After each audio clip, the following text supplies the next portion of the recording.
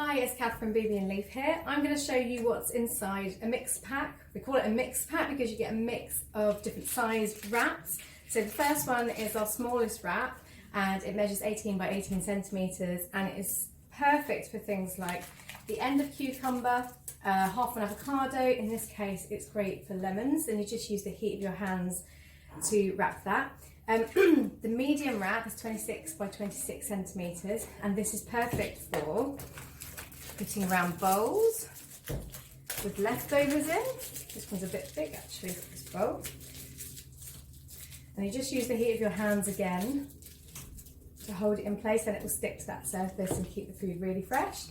And the last wrap is the large, and that is 33 by 33 centimetres. And that's great for things like sandwiches. So just pop your sandwiches in the middle, bring the two sides together, just create a little lip at the top like that to create a seal, and then you can scrunch the ends. And as you've seen, these are our pomegranate design that are made with vegan wax. So that's your mix pack. Thank you.